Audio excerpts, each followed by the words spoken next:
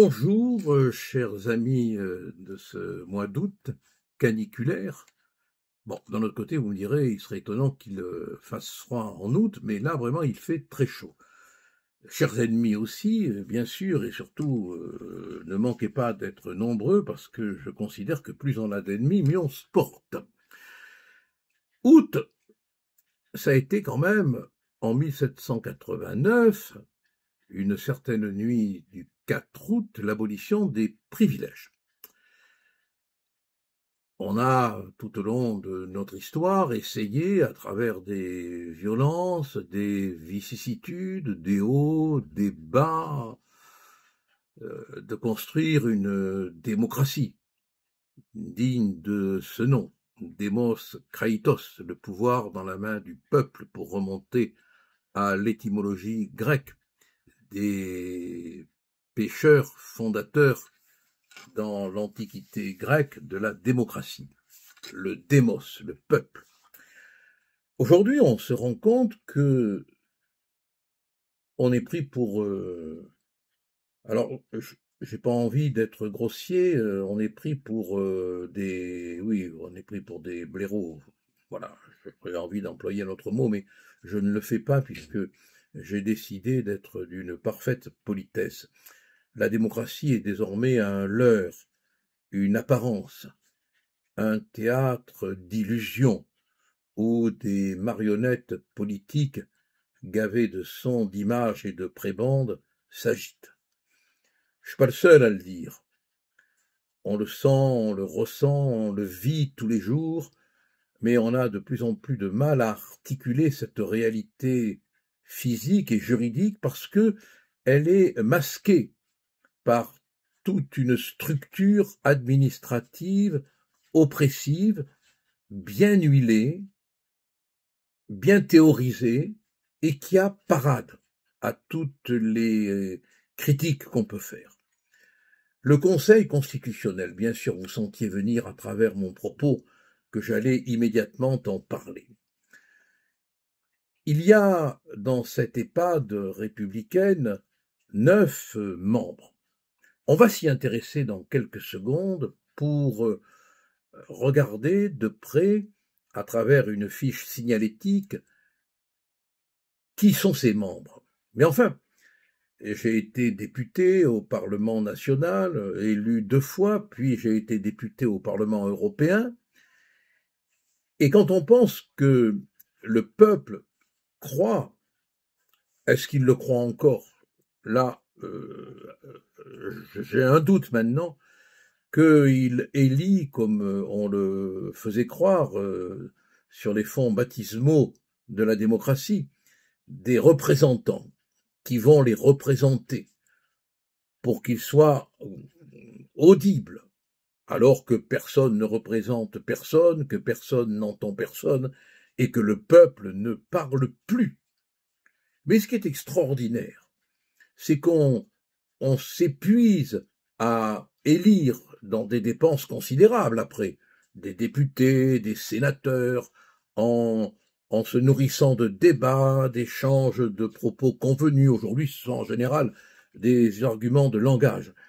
Et puis on se rend compte que lorsque le Parlement vote une loi, lorsque le Sénat approuve un texte, l'ensemble des parlementaires, la loi votée par les représentants du peuple, prend un grand coup de pied dans le cul donné par nos 9 footballeurs à la retraite, les membres du Conseil constitutionnel.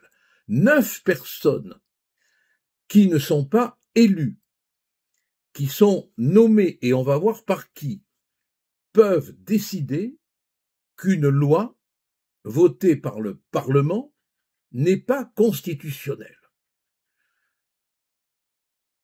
À l'origine, dans la Constitution de 1958, le Conseil constitutionnel devait avoir pour mission rigoureuse, stricte, définie par tous les constitutionnalistes, et je vous renvoie au traité de droit constitutionnel du professeur Fabre, qui est quand même le traité fondamental, voire même aux écrits de Maurice Duverger. Le Conseil constitutionnel devait avoir une mission stricte, limitée à l'observation précise de la Constitution, sans jamais déborder, pour ne point porter atteinte au pouvoir législatif qui est l'expression du pouvoir du peuple. Aujourd'hui, 9 personnes, souvent du reste au nom inconnu, souvent n'ayant aucune compétence en droit public, décident de la conformité ou pas d'une loi à la Constitution.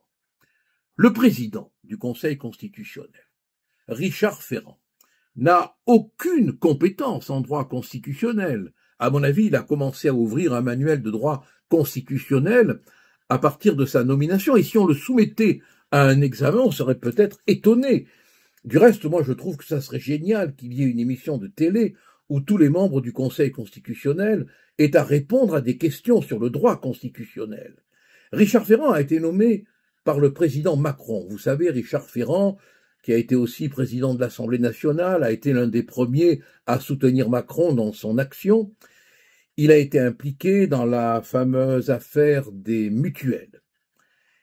Eh bien, il a nommé Madame Malbec, Richard Ferrand, du temps où il était président de l'Assemblée nationale. Il a nommé Madame Malbec, qui était directrice de cabinet de notre théâtre de service Dupond-Moretti, puis qui fut procureur général de la cour d'appel de Rennes, où le procureur avait classé sans suite l'affaire dite des mutuelles de Bretagne. Interrogée, Madame Malbec, maintenant membre du Conseil constitutionnel, avait osé dire que le procureur général ne pouvait pas ordonner au procureur de la République de déclasser ou de classer une affaire. Reportez-vous à l'article 40-3 du Code de procédure pénale et à l'article 36 du Code de procédure pénale, et vous verrez que le procureur général peut enjoindre, elle joue sur les mots, au procureur de la République, en cas de classement, de réviser sa décision. Mais c'est quand même extraordinaire de voir cela. On retrouve au sein du Conseil constitutionnel, en qualité de président, l'homme qui avait sur le dos l'affaire des mutuelles, laquelle affaire a été classée, et le procureur général qui aurait pu empêcher le classement. Et puis on a Jacques Mézard, qui a été nommé également par Macron, et de deux. François Pillet, qui a été nommé par le président du Sénat. Juppé, qui a été nommé par Ferrand, quand il était président de l'Assemblée nationale. Si on n'a pas affaire à des copains, là, je suis un crétin.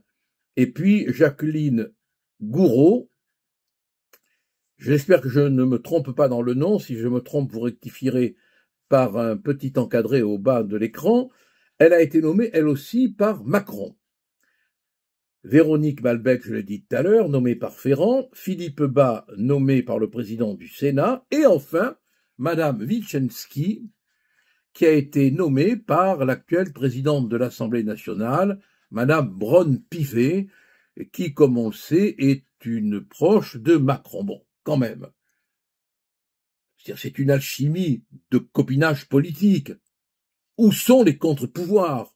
Nomination, c'est la loi qui prévoit du reste que le président de la République nomme 3 membres, le président du Sénat 3, le président de l'Assemblée nationale 3, mais quand même là, il y a une consanguinité de conflits d'intérêts, de compromis, qui est objectivement scandaleuse.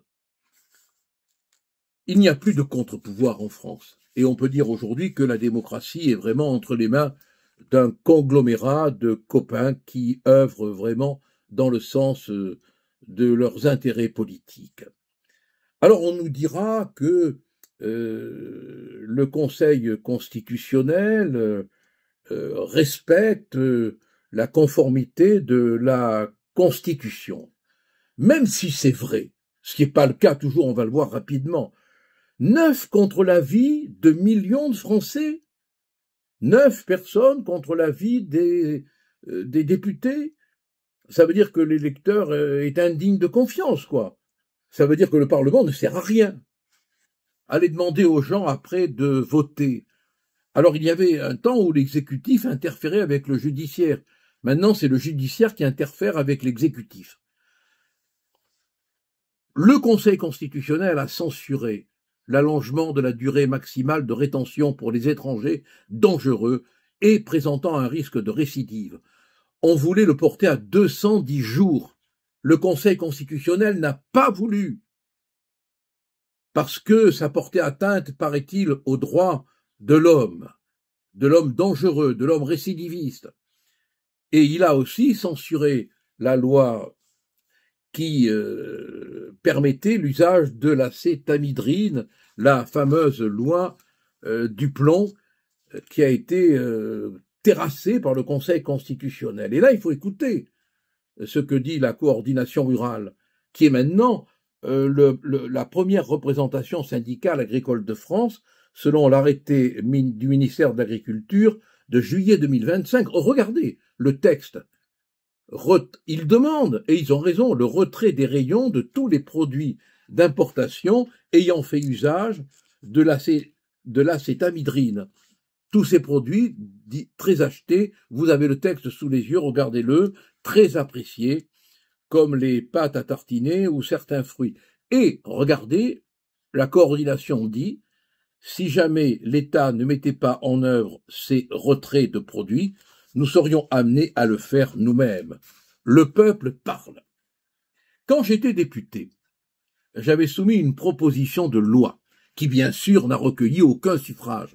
Je voulais que, lorsque le Conseil constitutionnel censure une loi, son président vienne devant l'Assemblée défendre les arguments de la censure et soumettre à un nouveau vote la décision censurée, accompagnée des observations du Conseil constitutionnel, et qu'un vote ultime ait lieu une fois le débat engagé sur les arguments du Conseil constitutionnel pour que le Parlement ait la parole en dernier. Ça aurait été de la démocratie. Mais bien évidemment, ma proposition de loi n'a pas été retenue, n'a pas été discutée, et pourtant, j'offrais le moyen de donner la parole en dernier aux représentants du peuple. Voilà où on en est. En définitive, on va élire des représentants pour qu'ils ne représentent personne et pour qu'une loi votée soit complètement balayée par 9 personnes. Ce n'est plus la démocratie. Il n'y a plus de contre-pouvoir. La France est une bureaucrato-démocratie. Et comme le disait Hannah Arendt, que j'admire profondément, toutes les dictatures se cachent derrière la bureaucratie. Et puis, comme il faut quand même essayer de sourire dans ce monde d'abrutis et de brutes, nous avons apathie. Et je conclurai en parlant de lui. Pas méchamment, parce que, mon Dieu, on finit par bien l'aimer, À propos de cet abruti qui est allé s'allumer une clope sur la tombe du soldat inconnu, Apathie a fait une découverte. Écoutez-le. L'Allemagne. Après 1919, puisque là, évidemment, il y a le tombeau du soldat inconnu, dont on ne sait même pas s'il est français d'ailleurs. Hein. On sait, il est inconnu. Eh oui. Il se rend compte que le soldat inconnu, on ne sait même pas s'il était français.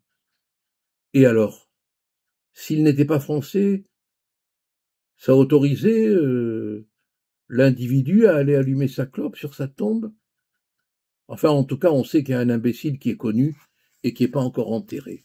Allez, mes amis, bonne semaine d'août, que les vacances vous soient profitables, parce que si la canicule est là maintenant, nous risquons d'avoir dans les mois qui viennent une canicule d'un tout autre ordre. Et merci d'être si nombreux à nous rejoindre. N'oubliez pas de taper sur la petite cloche. Ah ben on va inventer la formule. Tiens, n'oubliez pas de clocher sur la cloche. Et à très bientôt, à la semaine prochaine. Et merci d'être de plus en plus nombreux à rejoindre la résistance.